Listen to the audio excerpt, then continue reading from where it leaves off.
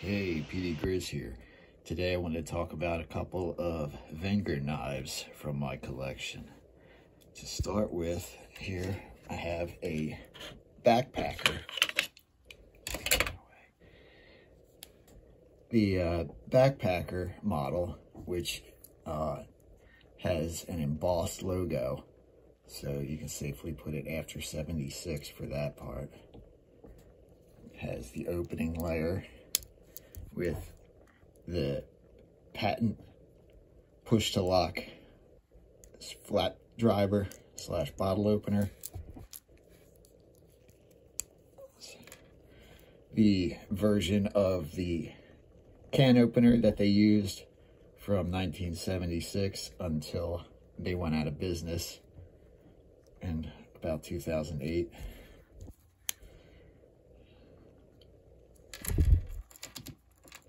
Their saw, unlike Victorinox saw, has a nail neck.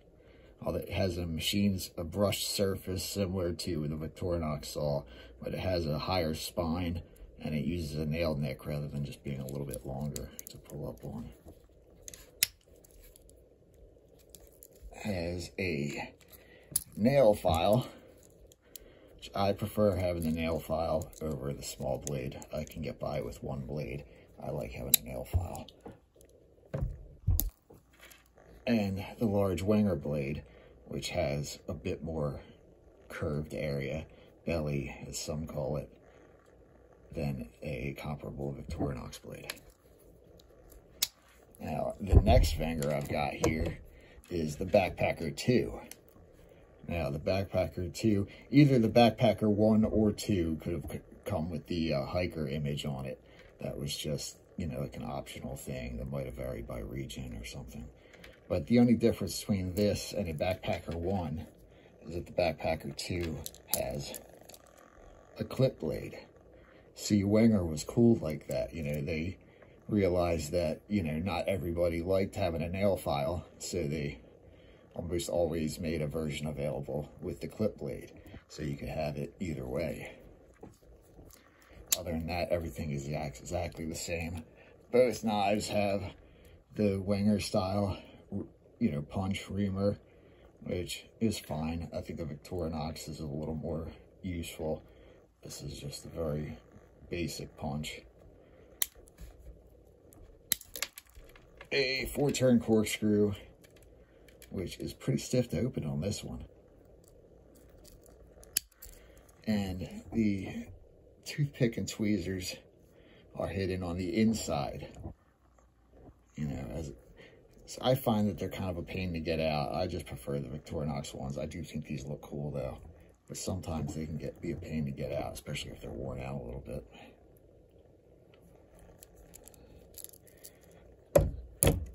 And then the last Wenger of the day is a Highlander. These are all from roughly the same period, from, between 1982 and 2008. Very little changed on these, so there's very small details. You can use to date them. Yeah, I just am not interested in looking into them any further, because since they're not that early anyway, they're basically just modern Wengers. But this one has the embossed logo again, which by the 90s and 2000s, a lot of Wengers were just coming with a plain printed logo, not the embossed logo anymore. So it's kind of like the premium level versus the economy level. And this has the opening layer with the patented push-to-lock screwdriver, claw-style can opener. And another way to age these is that there's two sizes of the claw-style can opener. So if you look at the one that's slightly smaller, that was from between 1973 to 1976, roughly. And then after 1976, they stayed the same until they went out of business.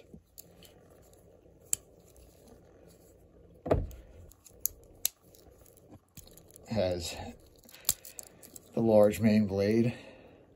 And all these knives have great snap to them.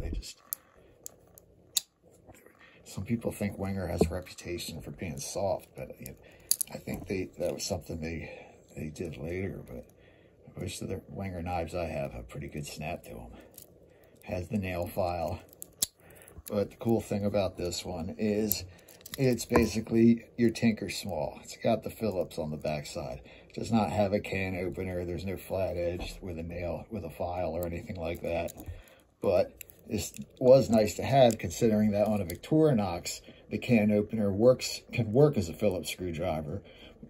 But on the Wenger, the can opener cannot work as a screwdriver. So if you want any kind of Phillips screwdriver with a Wenger, this was your primary option. They did come up with a few options later, but having this was nice, and you gave you a lot more options with screwdrivers, because you know you're pretty much 50-50. You're going to run into Phillips at least, and not having a Phillips is a major pain in the butt when it comes to screws.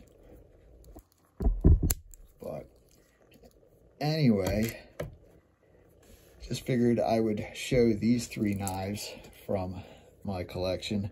Had them for a while. Trying to work on getting some more Wenger knives. I also kind of go back and forth between pronouncing it Wenger and Wenger. I don't know why that is, but sometimes I say Wenger, sometimes I say Wenger. Anyway, I guess that'll wrap it up for today. Thanks for watching, and I'll see you in the next one. Beauty Grizz out.